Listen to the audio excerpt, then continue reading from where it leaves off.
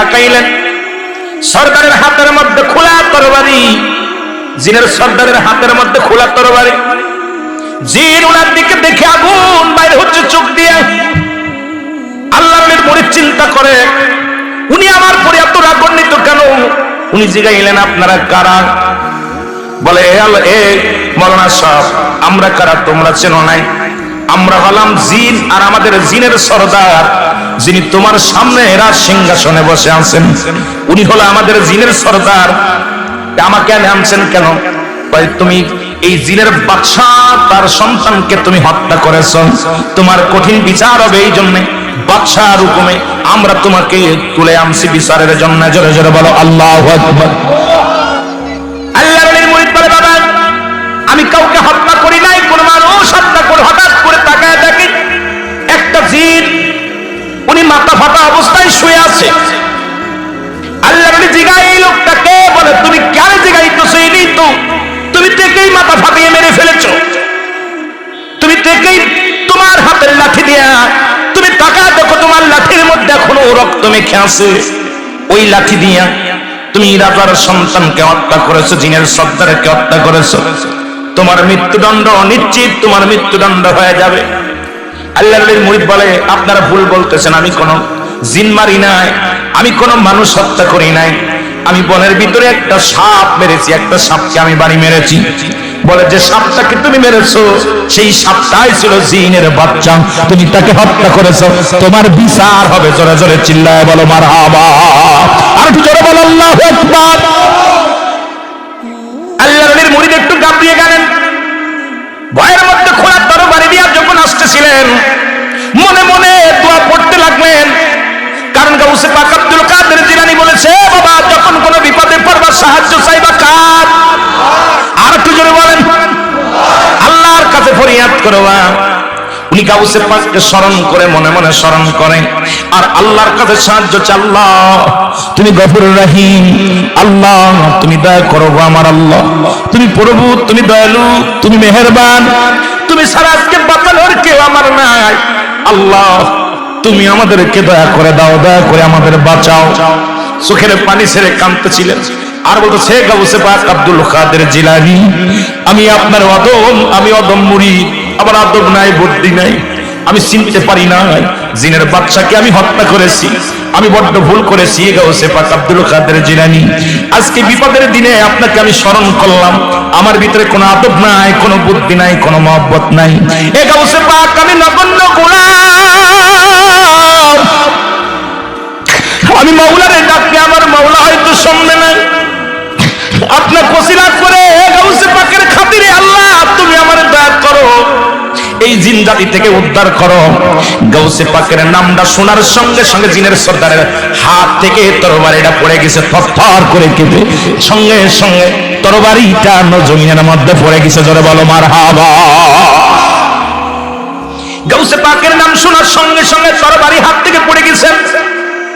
জিনের সর্দার বলে, হে মানব জাতি, তোমার পীরের নাম কি? আমার পীরের নাম খাজা গাউসে পাক আব্দুল কাদের জিলানী, যার নামটা বিনা ওযুতে একবার নিলে কাল্লা কেটে পড়ে যায়, যার নামটা বিনা ওযুতে নিলে একটা পশম কেটে পড়ে যায়। কিয়ামত পর্যন্ত গাউসে পাকের নামটা কোনো ব্যক্তির বিনা ওযুতে নামটা নেওয়ার সঙ্গে সঙ্গে দেহ থেকে একটা পশম কেটে যায়। সেই গাউসে পাকের কত ক্ষমতা, কত পাওয়ার দিছে আমার আল্লাহ। গাউসে পাকের কত জীবনী শুনছেন, ছোট্টটা কিয়ামতে বলতেছে আমি মাত্র ওনার জীবনী নিয়ে অনেক আলোচনা করেছি, আমি গুনাহগার। ছোট্ট একটা বিষয় নিয়ে আলোচনা শুরু করেছি, যেহেতু শানে আউলিয়া, আব্বাদের ওয়াজ করেই তো কুল পায় না, কোথায় যাবরে মুসলমান শোনা নাও। এবার জিন জাতির সর্দার তরবারিটা ফেলে দিয়ে থরথর করে কাঁপতে লাগলেন। ভাই, তুমি এমন একজনের নাম বলেছো, তুমি আগে বলো নাই কেন? বেয়াদবি হয়ে গেছে, আমারে তুমি ক্ষমা করো, আমি তোমারে মাফ করে দিলাম। আমার সন্তানকে হত্যা করেছো, আমার কোনো দাবি নাই, আমার সন্তান হত্যা করেছো। জিন জাতির যিনি কাজী ছিলেন, কাজীকে বলে, হুজুর আমার সন্তানকে হত্যা করেছে, আমার ভিতরে কোনো কষ্ট নাই, কারণ যে গাউসে পাক যার নাম শুনে আমার অন্তরে কাঁদে গো, যিনি জগৎ বিখ্যাত আল্লাহর ওলি, তার মুরিদ যেটা বলছে এটাই ঠিক। যেহেতু আমার সন্তান জিনের শুরুতে ছিলেন না, ছিলেন সাপের শুরুতে। সুতরাং তিনি বুঝে মারেন না, না বুঝেই মেরেছে। এই জন্য আমি আল্লাহর ওলির মুরিদকে আমি ক্ষমা করে দিলাম। জোরে জোরে চিল্লা বলা যাবে না মারহাবা। জিনের সর্দার বলতেছে ওনাকে সসম্মানে রাখি আসো, যাও। উনি বলছে আমাকে নিয়ে যান, চলা শুরু করছে। জিনের সর্দার বলে দাঁড়াও দাঁড়াও, তোমাকে আমি ক্ষমা করতে পারি, শর্ত একটা আছে।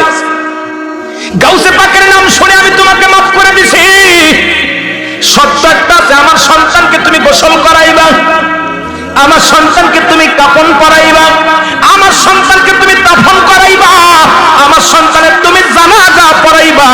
যদি পড়ায় দাও জানাজা, তাহলে তোমাকে ছাড়তে রাজি। যারা বলেন মারহাবা। সঙ্গে সঙ্গে বলে হুজুর আমি রাজি। জিনেরদের কি করলেন? গোসল করাইলেন। ওই জিনের সন্তানটাকে গোসল করাইলেন, কাফন পরাইলেন, দাফ বাদান জানাজা পড়াইয়া শত শত টাকা দেখে আল্লাহর ওলির মুরিদান যারা ছিল সবাই ওনার পিছে দাঁড়ায় আছে। উনি আশ্চর্য হয়ে গেলেন, এখানে কেমনে আমি আইলাম, এত মানুষ কই থেকে আসলো? অসংখ্য জিনেরা দাঁড়ায় নামাজ আদায় করলেন।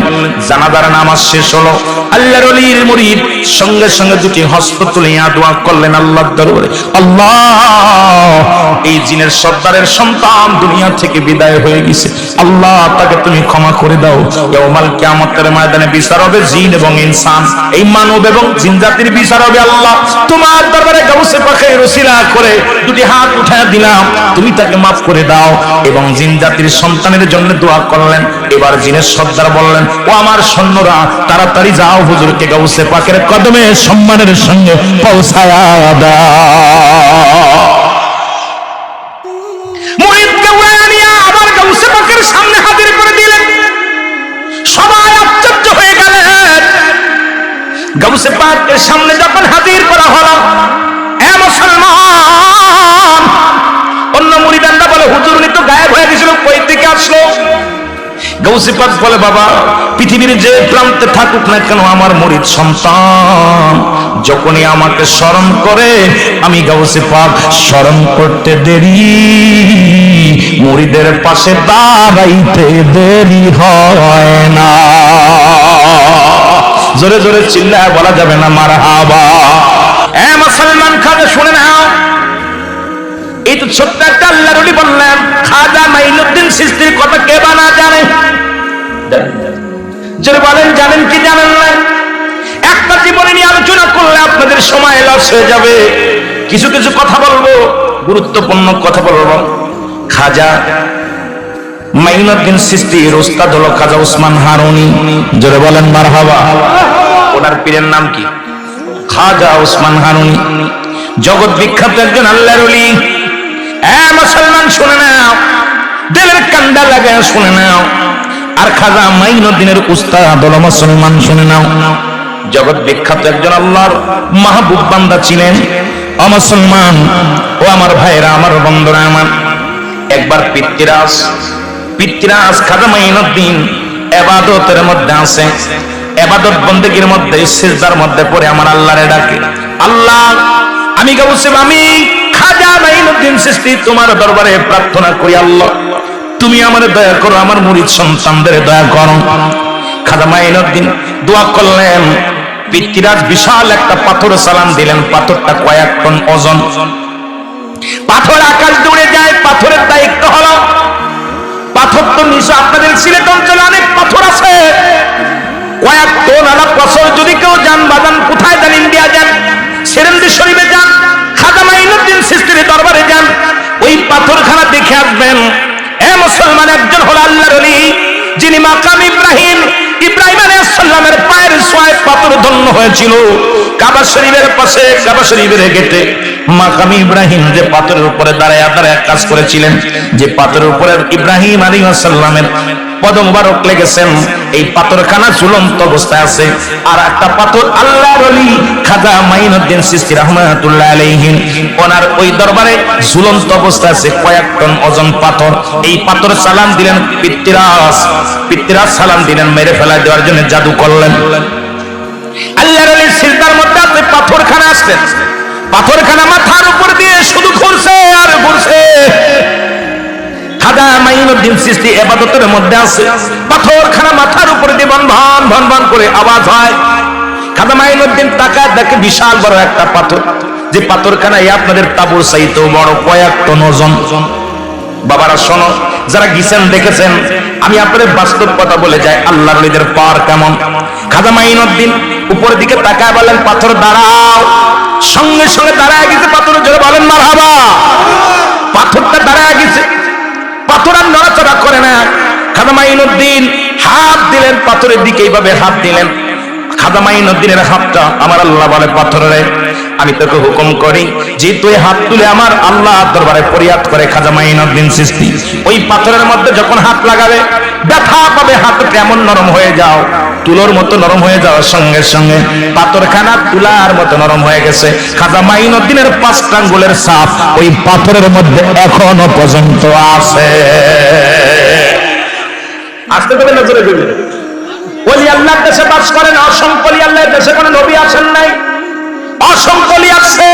তাদের ইজ্জত করলে আল্লাহ খুশি হয়, রাসূল খুশি হয়।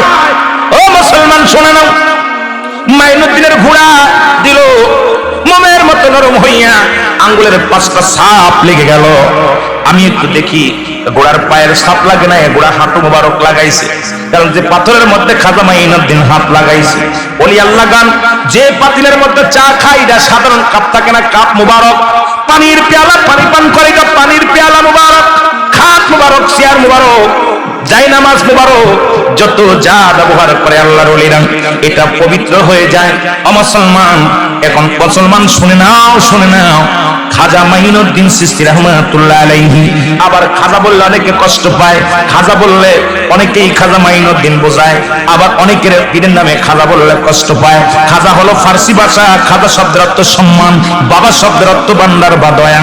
খাজা বাবা একজন সম্মানিত ব্যক্তি, যাদের আল্লাহর ওলি, আল্লাহর নবীর বাবার নাম ছিল খাজা আব্দুল্লাহ, নবীর দাদার নাম ছিল খাজা আব্দুল মুত্তালিব। জোরে বলো মারহাবা, আর একটু জোরে বলেন আল্লাহু আকবার। বাবা আদম আলাইহিস সালামের নাম ছিল খাজা, বাবা আদম আলাইহিস সালাম। খাজা শব্দের অর্থই হলো সম্মান। আমাদের শরীয়তের মৌলবীরা খাজা শব্দ শুনলেই মাথা গরম হয়ে যায়, তাই খাজা বললেই বুঝি ওলি আল্লাহদের বোঝায়। খাজা শব্দের অর্থই হলো সম্মান। তো জোরে জোরে চিল্লায়া বলা যাবে না মারহাবা। আমার ভাইরা, আমার বন্ধুরা, আমি যে কথা বলতেছিলাম দিলের কান্ডা লাগা শোনো। মাইনুদ্দিনের ঘোড়াখানা হাঁটু লাগা দিলেন, সঙ্গে সঙ্গে হাঁটুখানাও গেড়ে গেলেন পাথরের মধ্যে। এত শক্ত পাথরের মধ্যে হাঁটু লাগানোর সঙ্গে সঙ্গে হাঁটুর দাগ হয়ে গেলেন। ওই পাথরে কোনো খুঁটি নাই, ওই পাথরে কোনো রশি নাই। আজও পর্যন্ত সিরাজুল শরীফে যান, খাজা মাইনুদ্দিনের এলাকায় যান, দেখবেন ওই পাথরখানা কয়েক টন ওজন পাথর এখনো পর্যন্ত ঝুলন্ত অবস্থায় আছে, কোনো রশি নাই, কোনো খুঁটি নাই, এইভাবে ঝুলন্ত অবস্থা আছে। এটা আল্লাহর ওলির হাতের ইশারায়। জোরে জোরে চিল্লায়া বলা যাবে না মারহাবা, আর একটু জোরে বলা যাবে না আল্লাহু আকবার। এ মুসলমান শোনো, একবার খাজা হারুন, এ মুসলমান উসমান হারুনি হুকুম দিলেন, খাজা মাইনুদ্দিন বাবা আমার জন্য একটু আগুন নিয়ে আসো, আগুন নিয়ে আসো। প্রহরীরা আগুন দেয়, হিন্দু ভদ্রলোকরা, হিন্দু যারা আছে আগুন পূজারি করে। পূজারির কাছে গেলেন খাজা মাইনুদ্দিন চিশতি, বলে আমার পীর সাহেব হুজুর একটু আগুন চাইছে, দাও। পাগলা আগুন নিবি কিসে? আমাদের আগুন পূজা করি, আগুনে হাত দিলে পড়ে যাবি, আগুনের মধ্যে হাত দিলে আগুন পড়ে যাবি, নিবি কিসে? তোমার হাতের উপরে দাও, একটু আগুন আমার হাতের উপরে দাও। হিন্দুরা বলে বাবা পাগল হয়ে গেছো, আগুনে হাত দিলেই পুড়ে যাবে, তোমার নেওয়ার কিছু আনো নাই, আগুন আমরা পূজারি করি, আগুন দেওয়াও যাবে না। খাজা মাইনুদ্দিন বলে দাঁড়াও, তোমাদের আগুনের মধ্যে আমি লাগবো, তোমাদের আগুনে পুড়াইতে পারবে না। খাজা মাইনুদ্দিন আগুনের মধ্যে লেগে গেলেন। হিন্দুরা সবাই বলে মনে করছে পুড়ে শেষ, আল্লাহর ওলি পুড়ে শেষ হয়ে গেছে। কিছুক্ষণ, আধা ঘন্টা, 10 মিনিট, 15 মিনিট পরে আগুনের কুণ্ড থেকে সশরীরে বাইর হয়ে আসলেন। একটা পশম পর্যন্ত খাজা মাইনুদ্দিনের একটা পশম পড়ে নাই। জোরে জোরে বলো মারহাবা। এ মুসলমান গভীর মনোযোগ,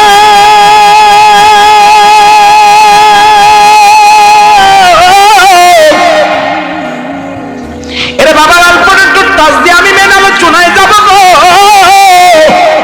শাহজালাল আবেনি এই সিলেটের জমিনে আসবেন, মারহাবা। শাহজালাল আবেনির গোড়া গোড়ান মদিনা, ওখান থেকে ভারত হইয়া কাশ্মীরি হইয়া বাংলার জমিনে আগমন করবেন। এই খবর চলে আসলেন গুরু গোবিন্দর কাছে। এরা সিলেটের মানুষ গরু জব করে খাও, লজ্জা করা উচিত। ওলি আল্লাহর বিরুদ্ধে যারা কথা বলো, কুরবানি করা তোমাদের জন্য জায়েজ নয়, তোমাদের জন্য গরুর গোশত খাওয়া জায়েজ নাই। এই সিলেট অঞ্চল ছিল হিন্দু রাজ্য, সিলেটের জমিন ছিল হিন্দু রাজ্য। এই হিন্দুদের অত্যাচার এত পরিমাণ চলত রে মুসলমান। গুরু গোবিন্দর রাজত্ব ছিল সিলেটের অঞ্চল। সেই অঞ্চলে আযান শোনাইছে শাহজালাল আমিনী, সেই জমিনে গরু জবাই করেছে শাহজালাল আমিনী, সেই জমিনের মধ্যে আযানের ধ্বনি দিয়েছে শাহজালাল আমিনী, এই জমিনের মধ্যে জামাত চালু করছে শাহজালাল আমিনী, এই জমিনের মধ্যে আল্লাহর বিধান মানছে শাহজালাল আমিনী গো। আজকে তারা যারা অস্বীকার করে এরা মানব না, এরা দানব। তোরা বলেন ঠিক কিনা? এ মুসলমান গভীর মনোযোগ। শাহজালাল আমিনী 360 জন উলিয়া নিয়ে চলে আসলেন। গুরু গোবিন্দ খবর পাইলেন, বলে রাজপথ বন্ধ করে দাও, নৌপথ বন্ধ করে দাও, বিমান পথ বন্ধ করে দাও। সিলেটের জমিনের জন্য কোন দাড়িওয়ালা টুপিওয়ালারা ঢুকতে পারে না। আজকে সিলেটের মানুষ ধন্য। ও বাজানরা, কারো সিলাই মিষ্টি খাওয়া মোল্লা চিনলা না। ইমাম সাহেব যতক্ষণ পর্যন্ত দোয়া বক্সে না, মিষ্টির টুকলা ওইভাবেই থাকে, কারোর কপালে হয় না। তদ্রুপ আজকে শাহজালাল আইছিল, আল্লাহ দয়া করে মায়া করে। ওই শাহজালালের সফর সঙ্গীরা সিলেটের জমিনে আইলো বলে এই জন্য সিলেটবাসী ধন্য হলো। সিলেটের এই পাহাড়ের দায়িত্ব আল্লাহ দিছে, কারণ হযরত ইলিয়াস আলাইহিস সালাম, যারা বলেন মারহাবা, পাহাড়ের দায়িত্ব আছে একজন নবী, তার নাম কি? কথা কয় না কেন? হযরত ইলিয়াস আলাইহিস সালাম। নাম কি? এ পাহাড়ি মানুষ, আগে নামটা শোনো। নাম জানা লাগবে, সুন্নি বলে দাবি করলে হবে না। অনেক কিছুই জানার দরকার, বোঝার দরকার। আজকে শুধু অহংকার অহমিকা, ওয়াজের ময়দান নাই। ওয়াজের ময়দানে আসলে এর বিরুদ্ধে, ওর বিরুদ্ধে ইচ্ছা মতো আলোচনা দিয়ে তুইছে শানে রাসূল পায়, শানে আউলিয়ার ওয়াজ দিয়ে তুইছে শানে আউলিয়া দিয়ে আলোচনা করে মা বাবার। এই জন্য আমি আপনাদেরকে বলি, যেহেতু কর্তৃপক্ষ আলোচনা যেদিকে নিতে বলেছে সেদিকেই যেতে হবে রে মুসলমান। যেহেতু আল্লাহর ওলির বাংলাদেশ, এই দেশের সম্মান করি, ওলিদের সম্মান করি। যাদের কথা আমাদের রাসূল বলে মেরকাত শরীফের 10ম খণ্ড 722 নম্বর পৃষ্ঠা, তাফসীরুল বায়ান 5ম খণ্ড 524 নম্বর পৃষ্ঠা, রাসূল বলে আলা সাবধান, ইন্না নিশ্চয়, আলা ইন্না উল্লাহি, আল্লাহর তরফ থেকে যারা ওলি হয়েছে, লা ইয়ামুত, তাদের মৃত্যু নাই। জোরে জোরে চিল্লা বলা যাবে না আল্লাহু আকবার। আর একটু জোরে মারহাবা বলা যাবে। এ দুনিয়ার মুসলমান,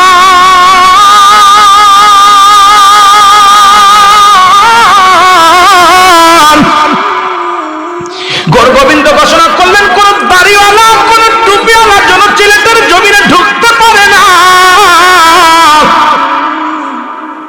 সব নদী নালা সব বন্ধ, হরতাল অবরোধ, সব অবরোধ করে দিলেন। শাহজালাল আমিনী আস্তে আস্তে করে চলে আসলেন সুরমা নদীর কিনারায়। জোরে বলেন মারহাবা। ওই সুরমা নদীর কিনার দিয়ে ছিল খাসের বঙ্গল, কাশি যেটা সাদা সাদা ফুল হয়, প্রচন্ড ফুল, শোনে উলুর ফুল, বিশাল জঙ্গল ছিলেন। জঙ্গলের ভিতর দিয়ে আসলেন শাহজালাল আমিনী।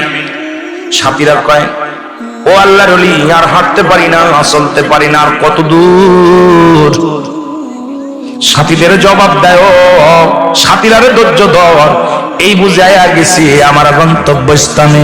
আমার আল্লাহ যেখানে আমার স্বপ্নে দেখাইছে, যেখান থেকে আযান দিব সিলেটের ওই জমিনের মধ্যে, এখান থেকে সারা সিলেটবাসী নয়, গোটা বাংলাদেশের সমস্ত জায়গায় ইসলামের দাওয়াত প্রচার করবে এখান থেকে। জোরে বলেন মারহাবা।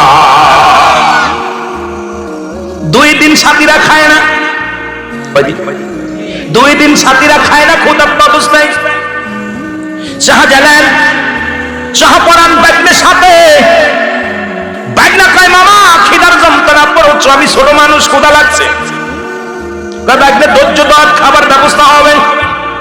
শাহজালালের উজির যিনি ছিলেন, ওনার সহকারী খাদেম ডাকতে বললেন, এ খাদেম সাহেব, আপনার কাছে একটা রুটি দিয়েছিলাম। মারহাবা বলেন না।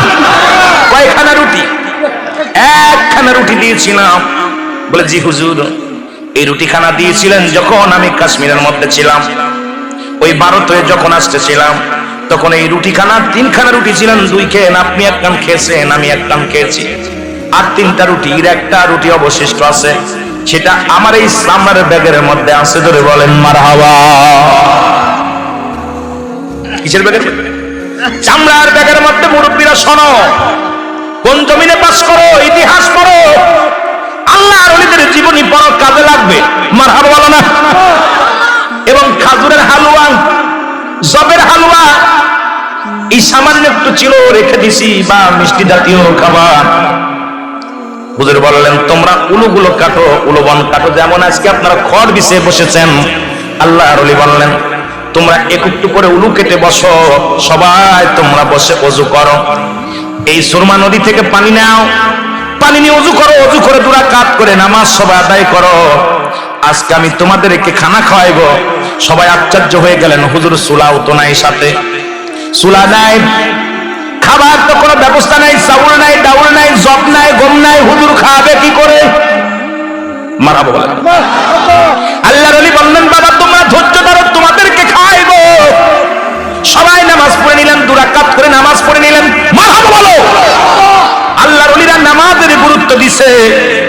আমরা অনেক পীরের মুরিদ আছি, নামাজ পড়ি না। আমি মনে করি বাবারে, যারা নামাজ পড়েন না, পীর মুরিদি করে লাভ নাই। কারণ নামাজ নামাজ একমাত্র কাফেররা নামাজ ছাড়ে, মুসলমান নামাজ ধরে। তুমি কেমন মুসলমান? নামাজের গুরুত্ব নাই। নামাজের গুরুত্ব যাদের নাই, তাদের পীর মুরিদি করে লাভ নাই।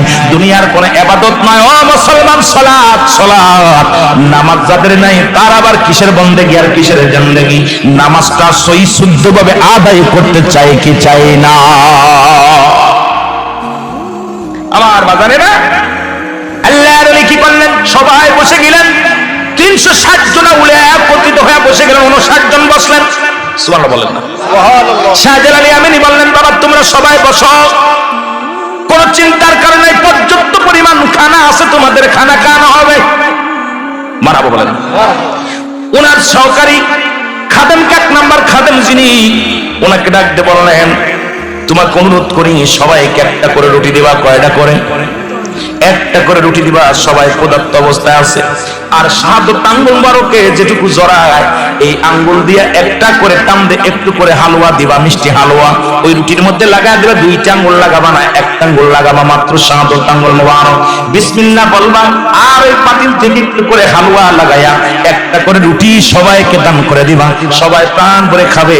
আমাকেও 1টা দিবা। জোরে জোরে বলেন মারহাবা। কত বড় আশ্চর্য, কত বড় ইতিহাস! সিলেটের মানুষ শোন, তোমাদের কত দাম। আমার বাজার না, বাংলাদেশের, আমাদের বাংলাদেশের জাতীয় পাখির নাম কি?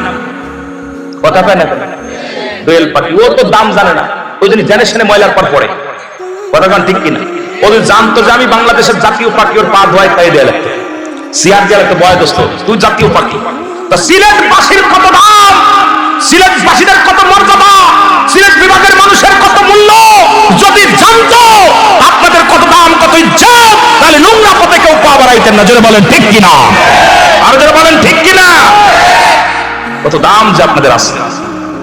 আসলে তো নিজে ধরে দোয়েল পাখির মতো হয়ে গেছেন। ও যারা নিজের দাম বোঝে না, সিলেটের মানুষ নিজের দামটা বোঝে না। ঠিক কিনা? ঠিক কিনা? কষ্ট পাচ্ছেন? কষ্ট পাইলে, দুঃখ হলে মাফ করে। আমার ভাষা বুঝতে কষ্ট পায়। আমার মাগুরার ভাষা তো আপনাদের সবটি সিলেটের ভাষা।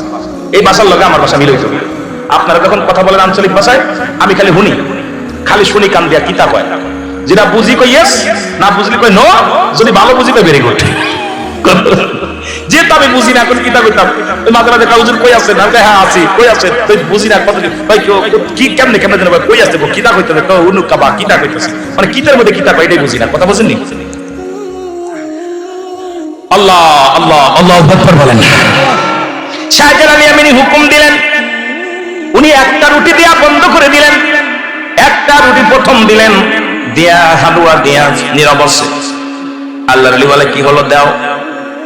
হুজুর একটু কানে কানে কথা বলতে চাই। বলে কি? বলে হুজুর আমার কাছ থেকে রুটি দিয়েছিলেন। হুজুরের লোক তো এখন 359টা। এত মানুষকে আমি কেমনে দিব? আমার লজ্জা দিলেন। আমি একজনের দিতে পারবো, বাকিগুলো আমি হাত ঢুকাই পাবো কি পাবো না। এর মধ্যে কি চামড়ার ব্যাগের মধ্যে আমি হাত দেওয়া যদি না পাই লজ্জিত হব। সবাইকে আপনি বলেছেন খাবার দাওয়াত দিলেন, সবাই খাওয়াবেন, কিন্তু আমার বড্ড ভয় করে। শাহজালাল ইয়ামানি ওই চামড়ার ব্যাগটা নিয়ে বললেন, বাবা এই নাও, এখান থেকে বাইর করবার দাও, এখান থেকে বাইর করবার দাও। হাঁকা যা, হাঁকা যা, কত লাগবে কত লাগবে, খালি বাইর হবে। জোরে জোরে চিল্লায়া বলা যাবে না মারহাবা। 359 জনকে রুটি এক একটা, প্রতিদিন 4টা-5টা রুটি খেয়ে পেট ভরে নাই, একটা করে রুটিকে সবাই উদার করে খেয়েছে। খেয়ে সবাইকে হুজুর বললেন, তোমরা সুরমা নদীর পানিটা হাত দেখাবে, এইভাবে 2 হাত পেতে। সবাই নদীতে নামলেন, নাইমা 2 হাত দিয়ে এইরকম ঢেউ দিয়ে পানিটা উঠায় খাইলেন। এখনো সুরমা নদীর পানি টলটল করে, যেটা বলেন মারহাবা। পানির ভিতরে কোনো ময়লা নেই, যখন যাবেন দেখবেন ওই পানির রঙই আলাদা। সুরমা নদীর পানির রং দেখলে নিজের চেহারা দেখা যায়, ঠিক কিনা? কথা কয় না কেন? গভীর, এত গভীরতা, নষ্ট হয়ে গেছে নদী। আমি মাঝে মাঝে আসলে এলাকায় ঢুকি, আমি নদীর কাছে আমি একটু পানি পান করি, কারণ শাহজালাল ইয়ামানি পান করেছি পানি। এরকম ধুই না, সবাই বলছে তোমরা ঢেউ দিয়া পানিটা তোমরা উঠে খাও। সবাই একটা মুঠি করে পানি খেয়েছে আর একটা করে রুটি খেয়েছে, যেটা বলেন মারহাবা। শাহজালাল বলে আমাকে একটা দাও, উনাকে একটা দেওয়া হলো। রুটিটা উনি হাতের মধ্যে নিলেন, এ মুসলমান শোনা না, নিয়ে উনিও খাইলেন। খেয়ে বললেন, খাদেম সাহেব দেখেন বাকি কতটা